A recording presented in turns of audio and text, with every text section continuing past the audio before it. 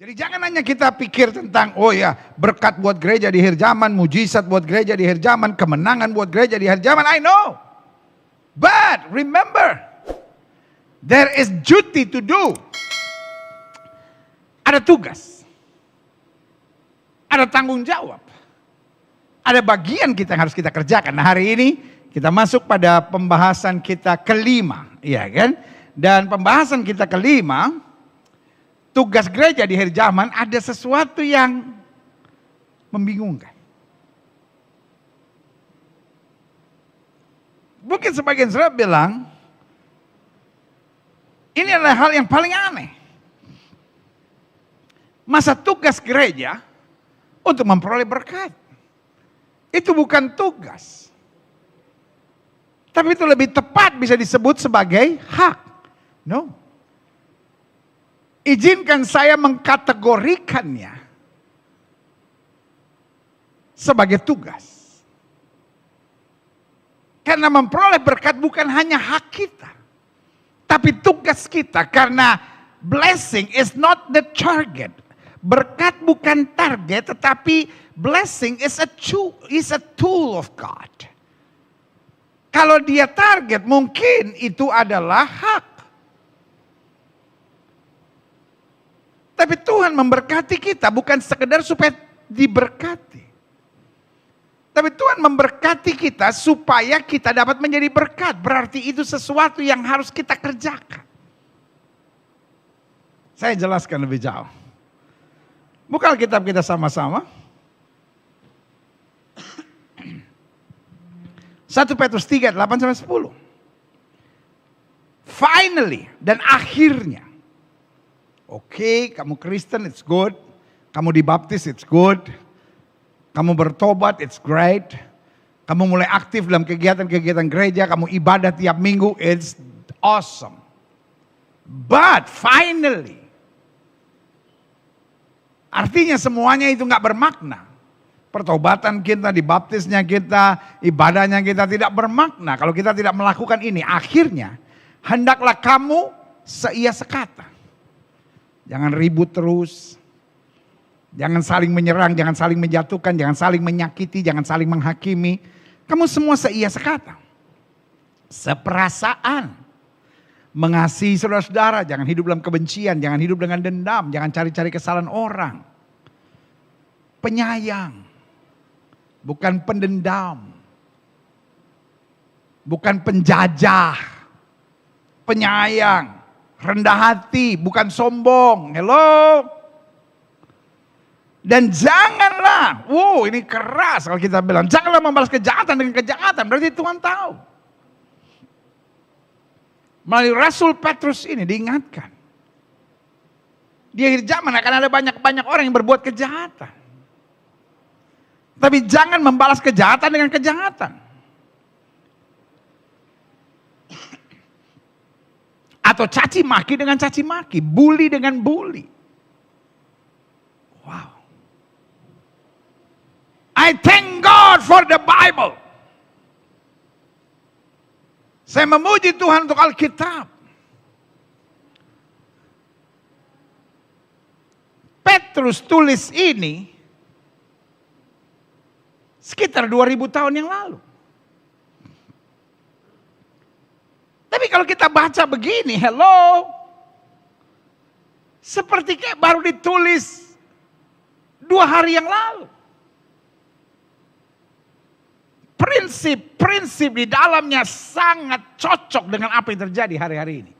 Thank God for the Bible.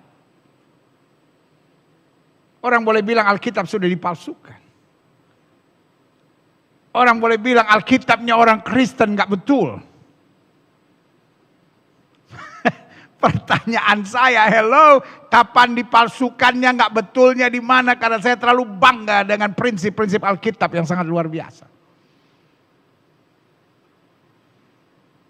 Bayangkan, Alkitab sampai menasihati, finally, hendaklah kamu semua seia sekata. Sudah dinubuatkan oleh Alkitab. Di akhir zaman akan banyak orang sukanya gaduh, ribut, saling membenarkan diri sendiri, merasa diri yang paling benar, senangnya nyerang orang. Mulai dalam kehidupan sehari-hari, dalam keluarga, dalam komunitas, dalam pelayanan. Tapi Alkitab sudah bilang, hendaklah kamu semua seia sekata, seperasaan, mengasihi, penyayang, rendah hati. Jangan membalas kejahatan dengan kejahatan, atau caci maki dengan caci maki. Tapi sebaliknya, see, there's duty for us. Hendaklah kamu memberkati. Karena untuk itulah kamu dipanggil. Bukan sekedar menjadi berkat, tapi memperoleh berkat. Karena kalau kita nggak memperoleh berkat, kita nggak bisa menjadi berkat. Jadi menjadi berkat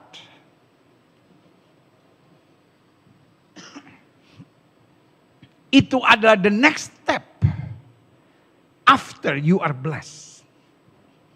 How we become a blessing. Bagaimana kita menjadi berkat? Kalau kita belum be blessed, belum diberkati. Jadi tugas gereja di akhir zaman adalah untuk memperoleh berkat. Karena selalu saya bilang, orang-orang yang insecure dalam dirinya, orang-orang yang belum beres dalam dirinya, biasanya akan bikin kekacauan dimanapun dia berada. Kalau dia menikah, dia bikin kekacauan dalam pernikahannya. Kalau dia pelayanan, dia bikin kekacauan di pelayanannya. Kalau dia bergabung dalam satu komunitas, dia bikin kekacauan. Meskipun dia bisa membuktikan semua orang yang salah, semua orang yang salah, semua orang yang salah. Karena persoalannya dia insecure. Persoalannya dia belum beres sama dirinya sendiri. Begitupun orang yang terluka. Orang yang terluka akan cenderung melukai. Karena ada aksioma dalam kehidupan, kita hanya bisa memberi sesuatu yang kita punya. Kalau saya bisa main gitar, saya bisa mengajar orang main gitar. Kalau saya bisa main voli, saya bisa mengajar orang main voli. Kalau saya bisa main pingpong, saya bisa main tenis meja, saya bisa mengajar orang bermain tenis meja. Tapi kalau di hati saya tidak ada kasih, bagaimana saya bisa mengasihi? Kalau hidup saya tidak diberkati, bagaimana saya bisa menjadi berkat? Saya harap saudara mengerti bahwa memperoleh berkat bukan hanya hak, but the duty of the church, adalah tugas dari gereja. Sama-sama bilang sama saya, tugas gereja adalah memperoleh berkat.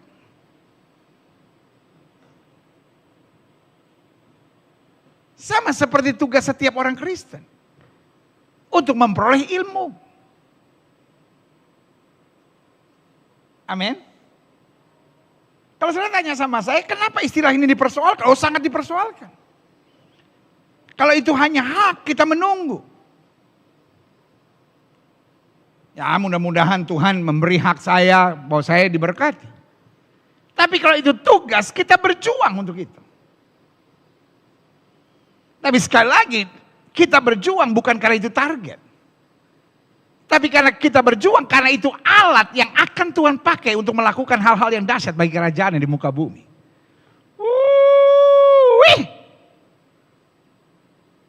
Saya harap saudara mengerti. Memperoleh berkat bukan hanya pasif, saya tunggu, saya doa, mudah-mudahan Tuhan memberkati. Tetapi memperoleh berkat adalah tugas kita sebagai gereja Tuhan. Supaya kita dapat menjadi berkat. Angkat tangan kanan saudara. Kan kita udah janji kan, kita akan interaktif kan. Angkat tangan kanan kita sama-sama bilang, saya harus jadi berkat. Amin. Saya harap saudara mengerti. Bahwa kita hanya bisa berbagi apa yang kita punya. Kalau nggak ada damai di hati kita akan bawa kerusuhan dimanapun. Kalau hati kita nggak beres, hidup kita akan buat banyak hal kegaduhan di mana-mana. Karena kitanya sendiri belum beres sama diri kita. Bagaimana saya bisa menjadi berkat? Kalau saya pun belum merasakan dan mengalami berkat Tuhan. Nah, selanjutnya dikatakan sebab siapa yang mau mencintai hidup dan mau melihat hari-hari baik, ia harus menjaga lidahnya terhadap yang jahat dan bibirnya terhadap ucapan-ucapan yang menipu. Jadi Alkitab bilang, kalau kita mau melihat hari-hari yang baik, maka kita harus jadi orang yang sadar akan berkat itu. Sehingga mulut kita nggak sembarangan. Lidah kita nggak seenaknya. Bibir kita nggak ada ucapan-ucapan yang menipu, ucapan-ucapan yang merendahkan, ucapan-ucapan yang menyakitkan, ucapan-ucapan yang sembarangan, ucapan-ucapan yang negatif. Karena apa? Karena kita adalah orang yang diberkati. Amin. Nah, saya pelajari begini, klik. Sebenarnya memperoleh berkat ini, apakah tugas atau justru hak? Pemahaman saya, dia memang adalah hak. Makanya tadi saya bilang bukan hanya hak. Dia memang hanyalah hak. Tapi pada saat yang bersamaan sekaligus tugas. Kenapa persoalan ini saya angkat? Karena banyak orang pikir ini hanya hak. Dia hanya tunggu. Dan kalau nggak dapat dia bilang, loh kan setiap orang kan cara Tuhan mengerjakan mujizat dalam hidupnya atau cara Tuhan bekerja kan beda-beda. Kebetulan saya bukan diberkati. Karena saya udah tunggu saya nggak dapat. No. Dia hak. Tapi pada saat yang bersama dia juga tugas yang harus kita kejar, harus kita perjuangkan. Klik. Lalu kalau sudah tanya, why? Yang pertama saya pelajari. Karena pada dasarnya untuk memperoleh berkat, ada hal-hal yang harus kita perjuangkan. Makanya Alkitab bilang, barang siapa yang mau mencintai hidup, barang siapa yang mau mengalami kehidupan yang diberkati itu, dia harus jaga mulutnya dari ucapan-ucapan yang menipu misalnya. Dia harus menjaga bibirnya misalnya. Iya kan? Dia harus seia sekata. Dia harus rendah hati. Dia tidak boleh membalas yang jahat dengan yang jahat. There is something that we have to do.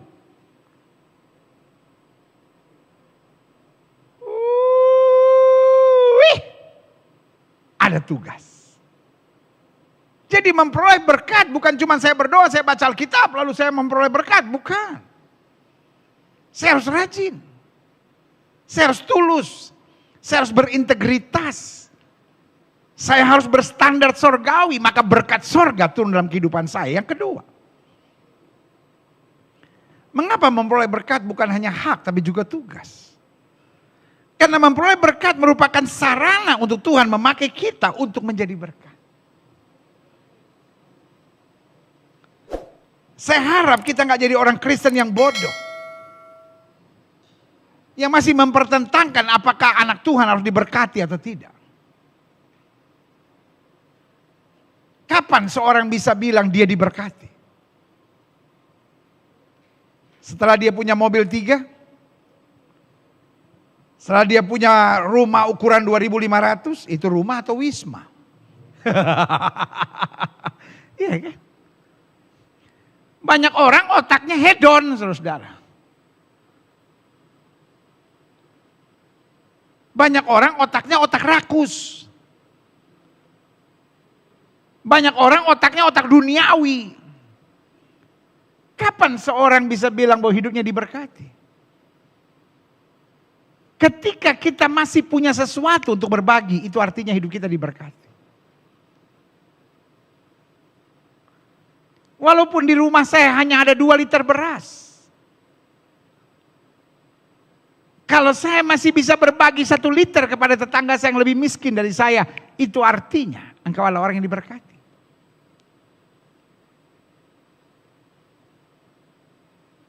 Hidup diberkati artinya saya masih punya sesuatu to give.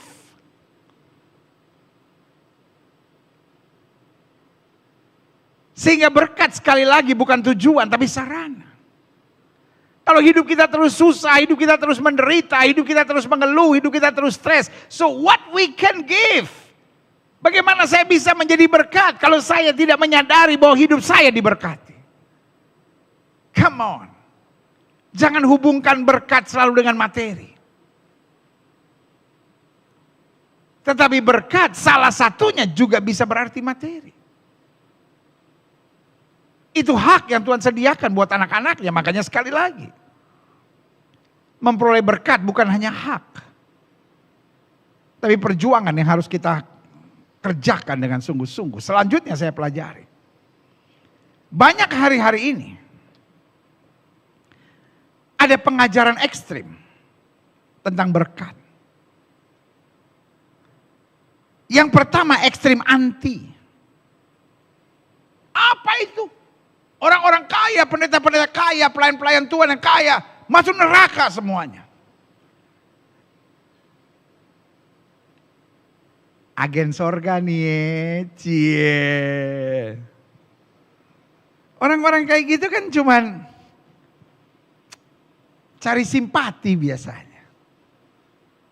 Gak tahu, kita hidup di satu negeri yang kalau orang kaya dihina, kalau orang diberkati dihina, senang gitu. Pertanyaan saya, apakah semua orang kaya jahat? Ataukah hati kita yang sudah busuk? Kita nggak bisa lihat orang diberkati, kita nggak bisa lihat orang sukses, kita nggak bisa lihat orang pakai mobil bagus, kita nggak bisa lihat orang berpenampilan bagus, langsung harus kita serang. Orang-orang seperti itu saya beri nama orang-orang yang berhati busuk. Saya beri nama orang-orang yang sebetulnya terluka. Orang-orang yang mungkin punya trauma. Dan orang-orang yang menyimpan kepahitan. Kalau saudara melihat orang kaya, melihat orang sukses, melihat orang berhasil, melihat pelayanan yang maju, terus di dalam diri saudara ada semangat untuk menyerang, ada semangat untuk memaki, ada semangat untuk mengkritik. Dalam nama Yesus, tolak, itu setan di dalam diri saudara. Sorry, saya ngomong kebenarannya. Karena saya jumpai banyak gereja-gereja besar yang pelayanannya luar biasa. Saya jumpai banyak pendeta-pendeta yang begitu diberkati dan luar biasa rendah hatinya. Saya jumpai banyak pengusaha-pengusaha, orang-orang kaya hebat, luar biasa. Tetapi jiwanya, jiwa yang berkorban dan semangat untuk melayani. Jadi kalau saudara setiap kali lihat gereja besar, setiap kali lihat pendeta diberkati, setiap kali lihat pengusaha kaya, lalu niat saudara untuk mengkritik, menyerang, dan kemudian menjatuhkan, saya beri nama ada roh setan dalam diri saudara. Ada kepahitan. Ada kecewa. Ada luka. Apakah banyak orang kaya yang tidak benar? Sama. Banyak juga orang miskin yang tidak benar. Apakah banyak pendeta juga yang sukses, yang hebat, yang pelayanan diberkati, lalu juga punya banyak kekurangan? Sama. Ada banyak juga pendeta-pendeta gereja kecil, pelayanannya kecil, banyak kegagalan, tetapi juga hidupnya nggak betul. Jadi kita nggak bisa menyamaratakan. Yang harus kita punya adalah hati yang bersih. Tetapi ekstrim anti berkat adalah pengajaran yang bodoh. Ekstrim anti berkat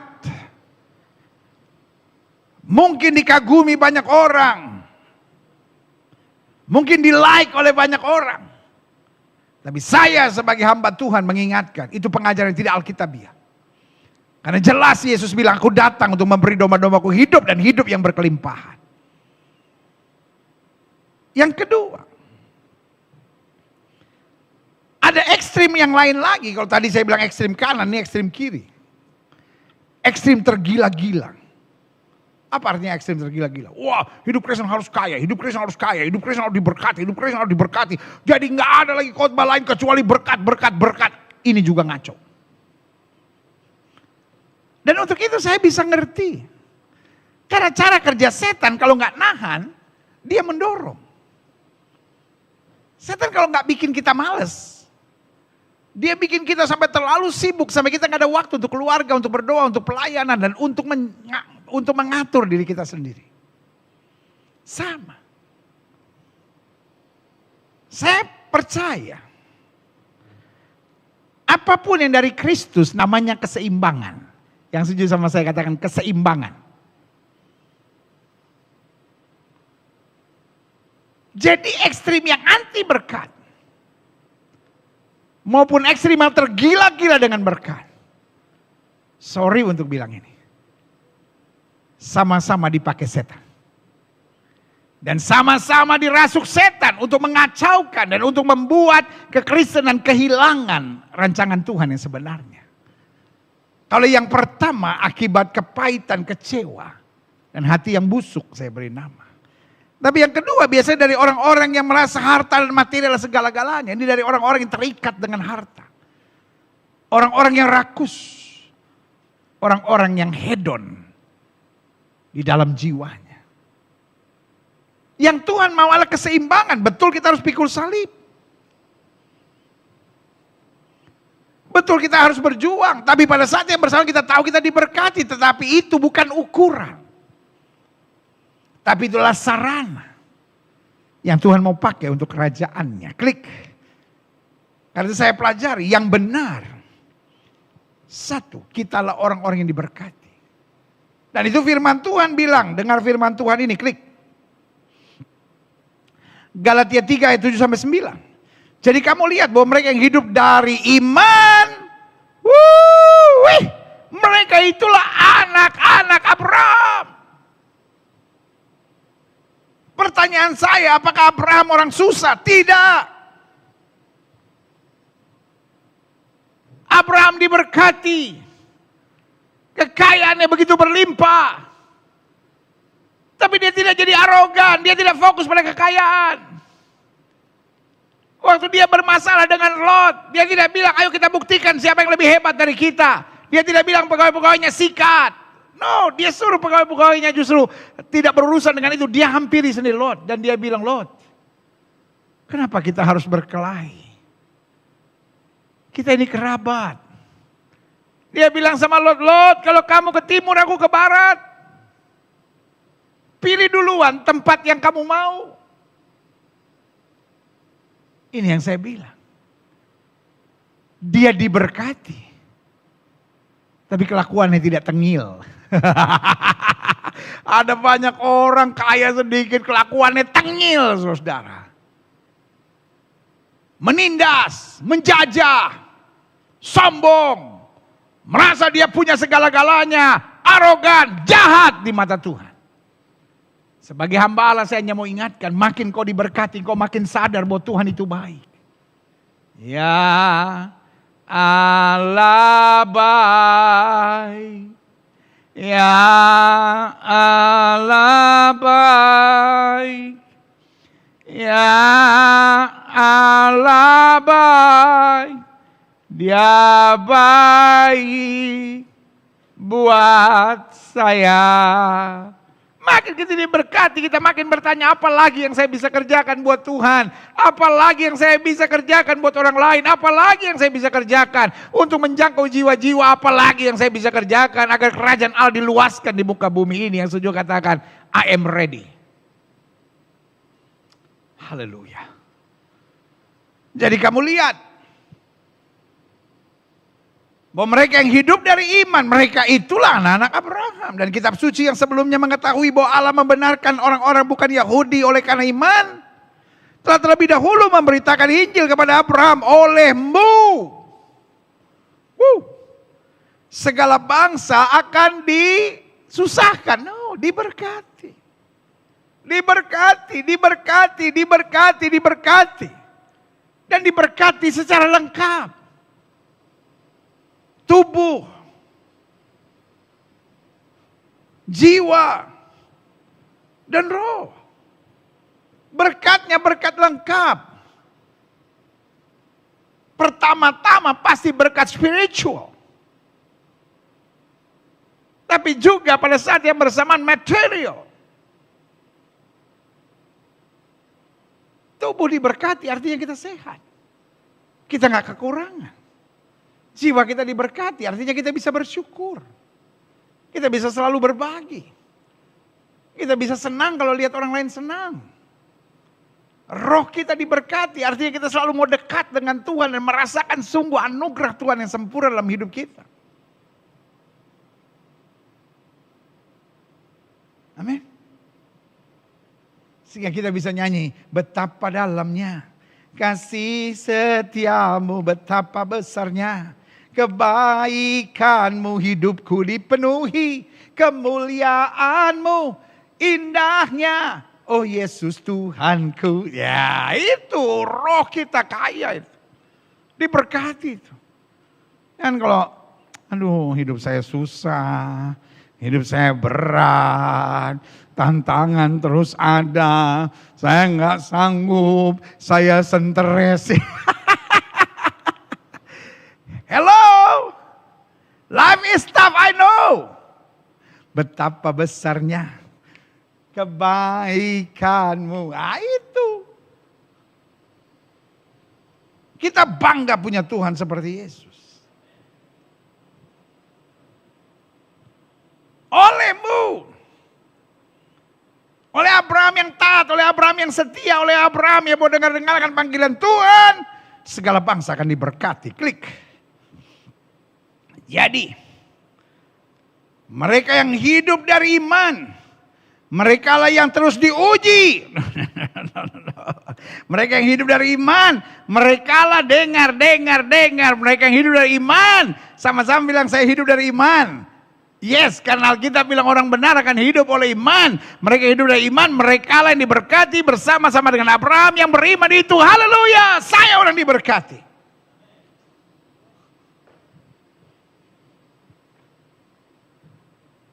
Lagu sekolah minggu bilang apa? Aku diberkati, sepanjang hidupku diberkati. Bila aku bangun pagi, siang berganti malam, aku diberkati. Amin. Ada yang gak suka dikritik? Apa itu? Lagu hanya aku diberkati. Salah. Aku disakiti, sepanjang hidupku disakiti. Maunya gitu. Itu lagu deklarasi kita kepada setan. Setan dengar.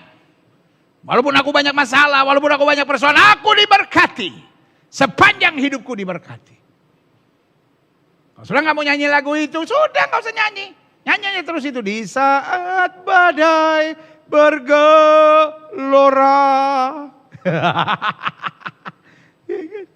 Nyanyi itu. Tuhan, masihkah mau kau mendengarkan doaku? Kalau saya jadi Tuhan, untung gak jadi. Kalau saya jadi Tuhan, orang nyanyi begitu, saya tampeleng, saudara. Seluruh Alkitab sudah penuh dengan janji Tuhan, aku mendengar doa, masih juga nyanyi. Tuhan, masihkah mau kau mendengarkan doaku?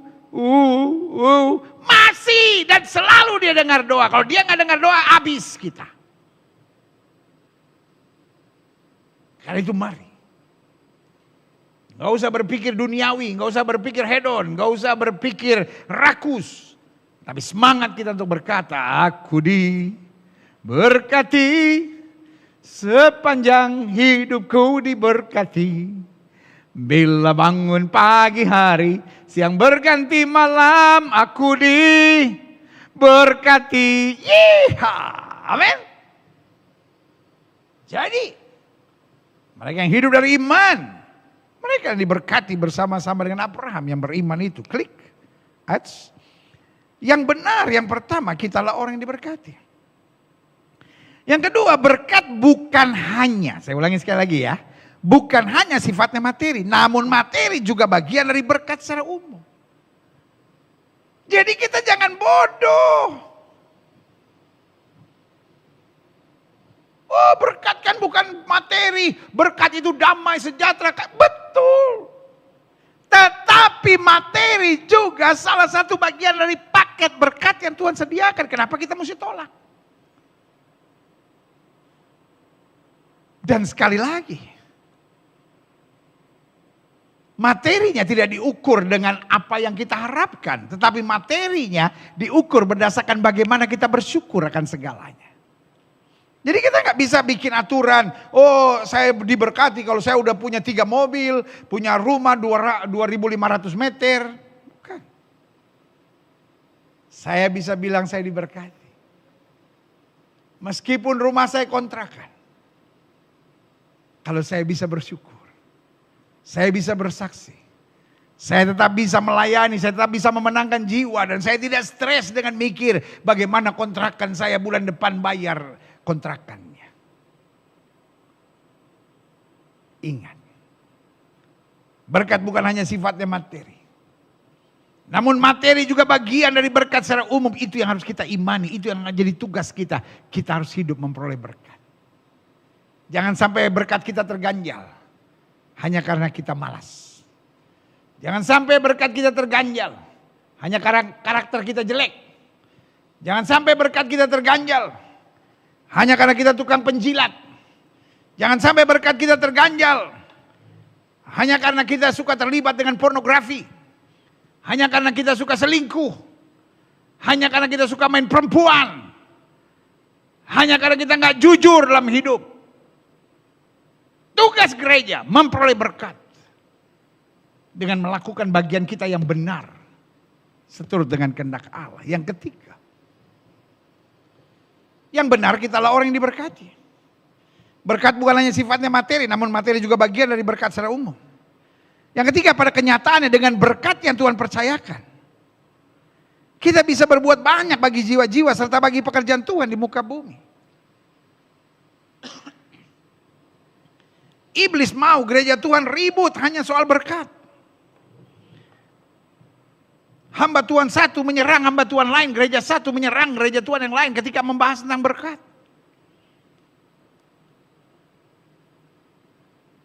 Supaya terus ada kegaduhan dalam tubuh Kristus. Itu rancangan setan. Padahal kita tahu, untuk bisa live seperti ini, kita membutuhkan biaya. Untuk KKR kita membutuhkan biaya. Untuk pergi membantu mereka orang-orang miskin, kita butuh berkat. Untuk menolong yang kekurangan, kita butuh berkat. Jangan sampai gereja gak punya apa-apa. Sampai akhirnya orang Kristen harus ditolong oleh orang-orang yang bukan orang gereja. Dan akhirnya mereka sangkal imannya. Jangan bodoh. The church has to be blessed. Gereja harus diberkati. Tapi bukan untuk memperkaya diri. Bukan supaya bisa berkata, sound system kami lebih baik daripada sound system kamu. Karpet kami lebih tebal daripada kamu. AC kami lebih dingin dari kamu. Alat-alat di gereja kami lebih mahal daripada kamu. Tapi supaya kita bisa pergi dan menghasilkan buah. Gereja bukan berbuat sesuatu, malah ribut. This is the time for the church to work, to help, to go, untuk pergi. Tapi bagaimana kita bisa nolong? Gereja masih ribut, sementara orang-orang susah tidak bisa kita tolong. Gereja masih ribut. Orang-orang miskin gak bisa kita bantu. Terus kemudian yang bantu yang lain. Dengan penawaran. Mesti jual Tuhan Yesus. untuk mendapatkan bantuan, tapi mereka udah stres, nggak ada bantuan dari gereja, karena gereja masih ribut, diberkati atau tidak diberkati. Stop debate. Folks, mungkin saudara capek dengar saya ngomong dari mimbar gereja yang diberkati ini. Mungkin saudara capek dengar saya hampir tiap minggu berkata stop debate. Tapi sorry, saya juga capek melihat gereja terus debate and don't do nothing.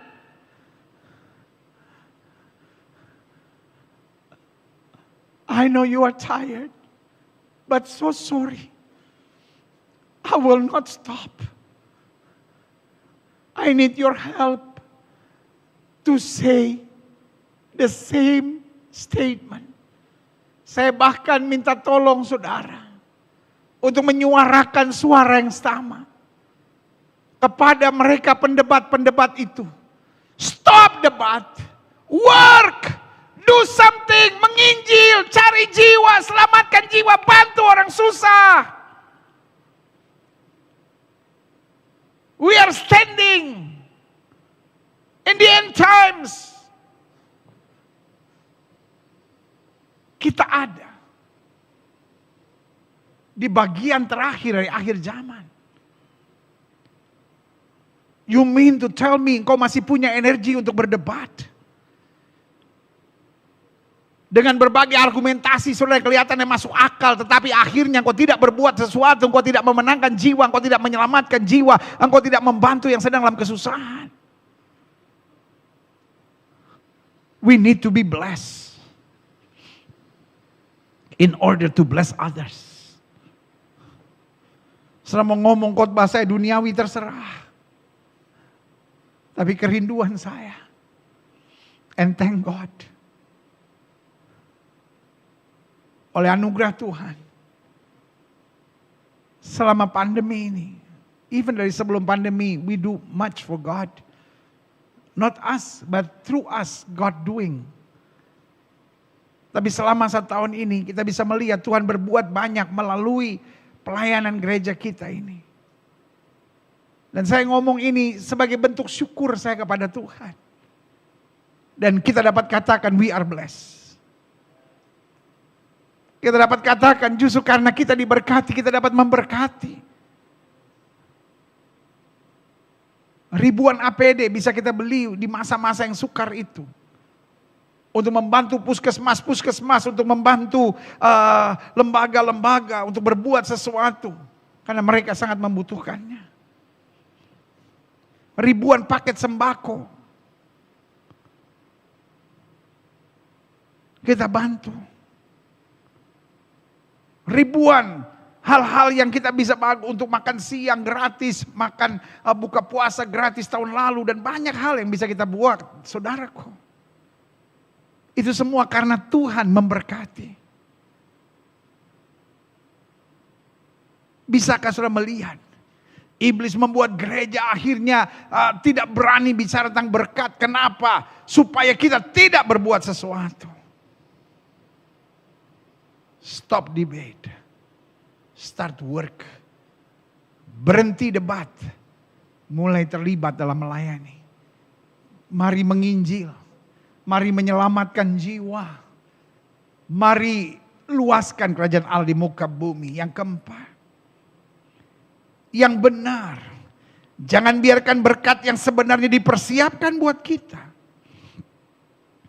Tapi karena kebodohan kita, karena perdebatan kita, karena kita merasa oh iya ya anak Tuhan kan gak perlu diberkati. Sehingga akhirnya tidak kita ambil, dicuri iblis.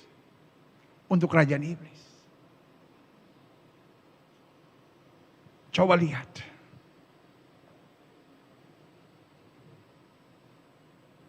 Bagaimana bandar narkoba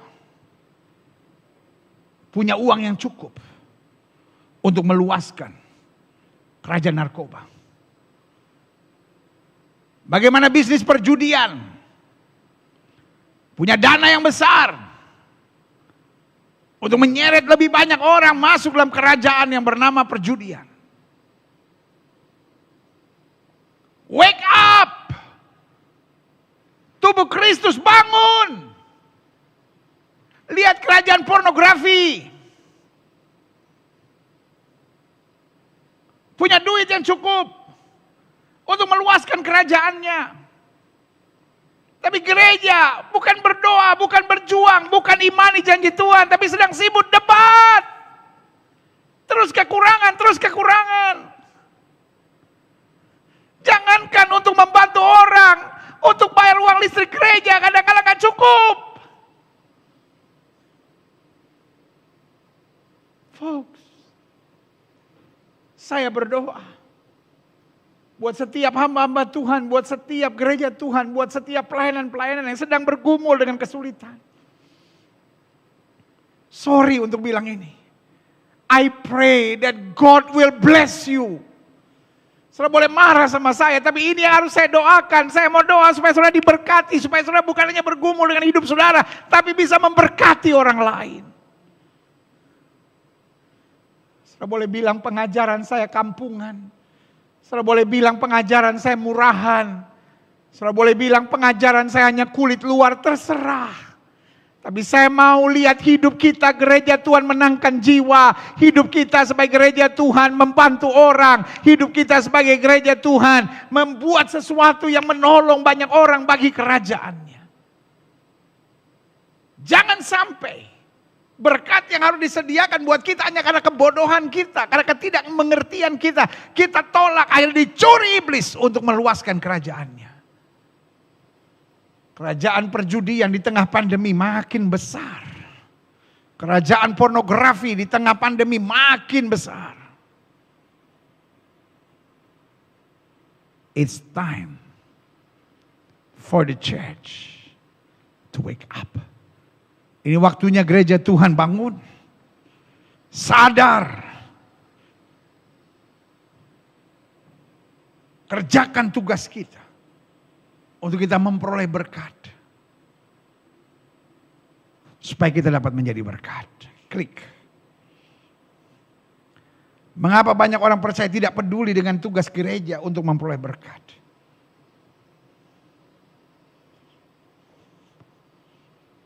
Mungkin sebagian kita sudah mulai peduli untuk memenangkan jiwa, untuk mengabarkan Injil.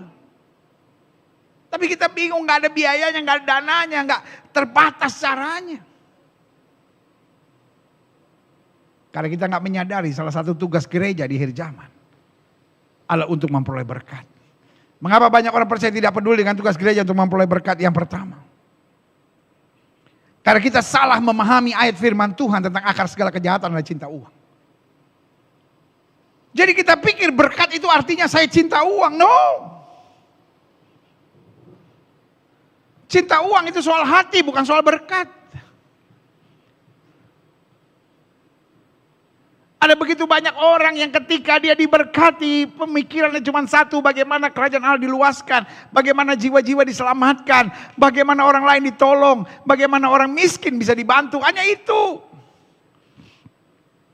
Jadi jangan bodoh. Jangan sampai kalau gereja sedang berjuang, gereja sedang mengajar bagaimana supaya hidup diberkati, lalu kemudian diserang, oh itu akar segala kejahatan, ciptakan uang. Kita bukan cinta uang, kita mau pakai uang untuk menangkan jiwa. Kita mau pakai uang untuk meluaskan kerajaan Allah. Kita mau pakai uang untuk bekerja keras bagi kemuliaan Tuhan. Ingat, akar segala kejahatan adalah cintakan uang. Bukan uang adalah akar segala kejahatan. Karena uang dapat menjadi tuan yang keji. Tapi uang dapat menjadi hamba yang baik. Selama uang yang atur kita, hidup kita bisa jadi ngaco.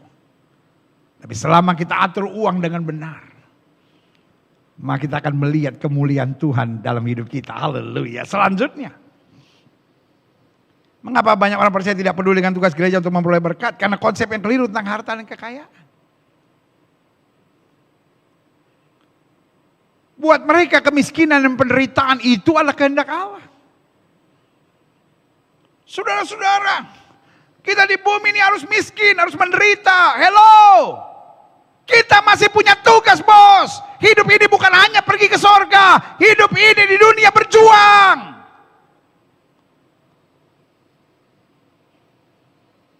Kita memang harus siap ke sorga. Tapi kita siap ke sorga bukan cuma angkat tangan, jemput aku Tuhan, jemput aku, itu orang stres. Billy Graham berkata, kalau nanti malam Yesus akan datang kembali, maka siang ini aku akan bekerja sekeras-kerasnya untuk menyelamatkan jiwa dan meluaskan kerajaannya. Saya lihat banyak orang-orang stres hari-hari ini. Cuman mikirin sorga. Oh Bapak, aku rindu kepadamu. Kalau engkau rindu sama Tuhan, kerja keras. Berjuang. Menangkan jiwa. Jangan cuma angkat tangan berdoa, Tuhan kapan kau datang, kapan kau datang. Tinggal menyanyi-menyanyi. Kapan Yesus kembali? Kapan Yesus kembali? Tetangga sebelah pemabuk-pemabuk lagi menyanyi. Mungkin lusa atau di lain waktu. Folks,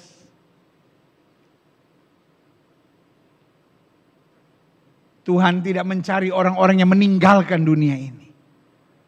Kalau waktunya kita meninggalkan dunia ini, kita dijemput oleh Tuhan. Tapi Tuhan mencari orang-orang yang berkeringat.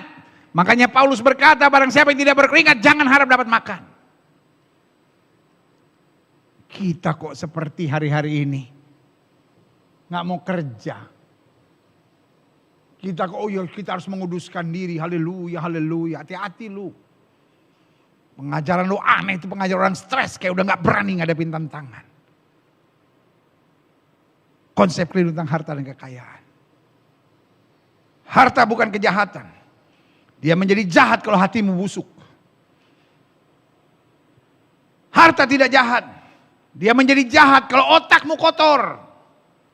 Kalau kau hanya pakai harta dan kekayaan untuk kenikmatan, kesenanganmu sendiri, itu kejahatan.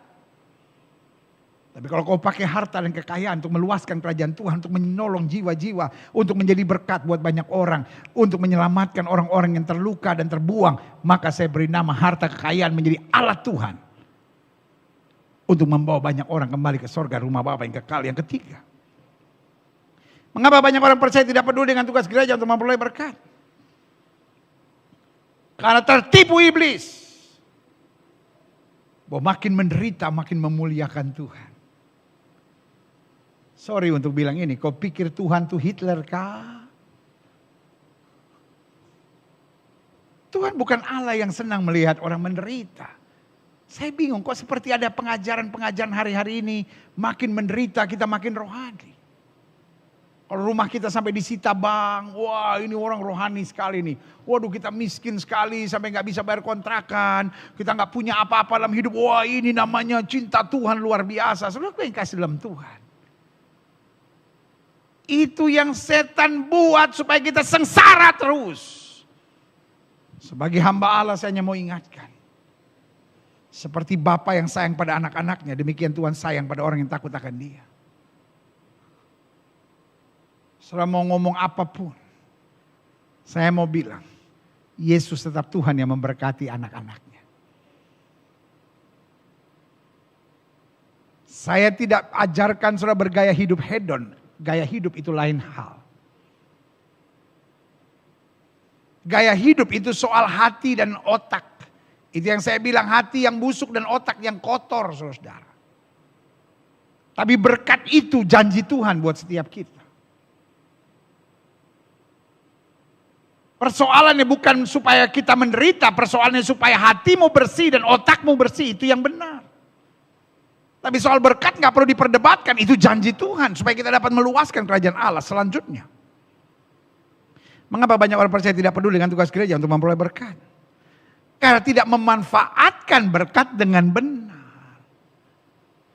Karena berkat dipakai untuk kekayaannya sendiri, karena berkat dipakai untuk kenikmatannya sendiri, karena berkat dipakai untuk kepuasannya sendiri. Nah itu akhirnya orang anti dengan berkat.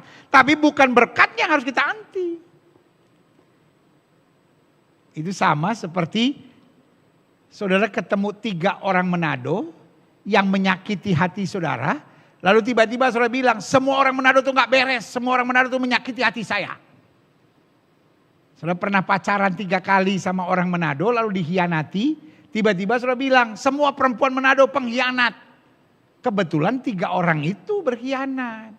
Karena mungkin dia juga sebel sama lu, ya kan? Nah, pertanyaannya apakah semua orang Manado pengkhianat? Enggak benar. Ya kan? Nah begitu juga ketika saudara melihat ada orang-orang yang makin diberkati, makin hedon. Makin diberkati, makin liar. Makin diberkati, makin ngaco hidupnya. Lalu saudara langsung bilang, semua orang diberkati ngaco. Lu yang ngaco. Kita nggak bisa samakan oknum dengan kebenaran. Jadi saudaraku yang kasih dalam Tuhan. Di mana hartamu berada, di situ hatimu berada. Kalau harta kita berada untuk meluaskan kerajaan Allah, hatimu juga ada di situ. Saya ketemu terlalu banyak orang yang kaya. Tetapi hatinya bernyala-nyala untuk jiwa-jiwa. Dia bangun poliklinik gratis, dia bangun puskesmas gratis, dia tolong banyak orang. Wah iya. Dan kenapa bisa begitu? Karena memang dia orang yang diberkati. Saya berdoa, setiap jemaat Tuhan yang sedang menerima berkat firman Tuhan di rumah masing-masing. Hari Minggu ini saya berdoa dalam nama Yesus supaya hidupmu diberkati. Karena itu memang kehendak Tuhan. Tetapi pastikan hatimu jangan kotor. Pikiranmu jangan busuk. Tapi engkau menyadari kalau Tuhan memberkati aku. Hidupku harus jadi berkat. Wow. Selanjutnya. Mengapa banyak orang percaya tidak peduli dengan tugas gereja untuk memperoleh berkat? Karena berjiwa manipulatif. Ini yang ngeri. Sengaja membuat pengajaran kemiskinan. Agar mendapat lebih banyak simpati. Ini yang ngeri. Ini yang ngeri saudara-saudara. Ada orang yang menjadikan pengajaran kemiskinan sebagai teknik. Supaya mendapat simpati banyak orang. Hebat ya pengajarannya. Wah. Tapi saudaraku yang kasih dalam Tuhan. Ini sama. Sorry pakai istilah ini. Ini sama. Seperti banyak pejuang-pejuang tertentu. Kelihatannya dia berjuang. Tetapi waktu dia mati. Kekayaan yang disimpan di luar negeri nggak ketulungan saudara. Waduh. Waduh. Waduh. Saya berdoa. Jangan sampai ada hamba-hamba Tuhan. Sorry, saya seorang hamba Tuhan yang ngomong apa adanya. Jangan sampai kita sebetulnya menyampaikan pengajaran-pengajaran kemiskinan. Supaya akhirnya lebih banyak sumbangan yang masuk ke kita. Simpati lebih banyak masuk kepada kita. Karena itu memang tekniknya. Ingatlah. Yang Tuhan cari adalah hati yang tulus. Yang Tuhan cari adalah hati yang bersih. Jangan sampai kita menjadi orang duniawi. Yang memainkan peran kelihatannya saya berjuang. Tetapi sebetulnya saya sedang memakai perhitungan dagang.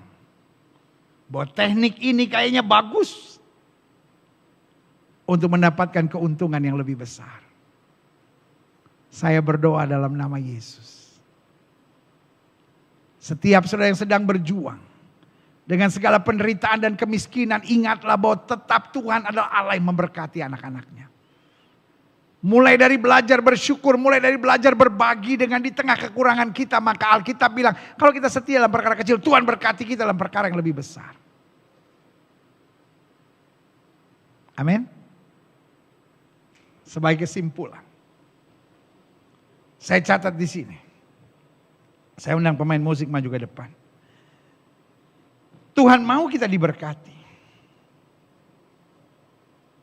Berkat itu bukan jahat.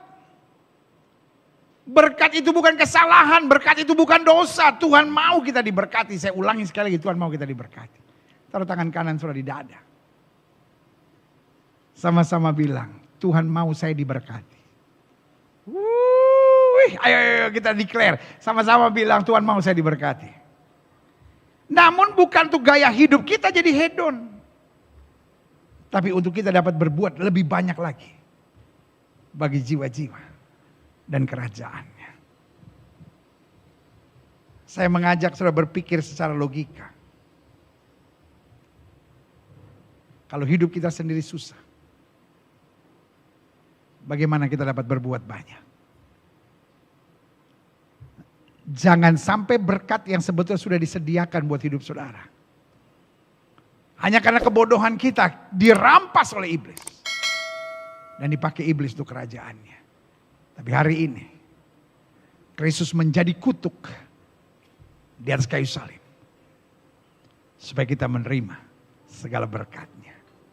Kita tundukkan kepala.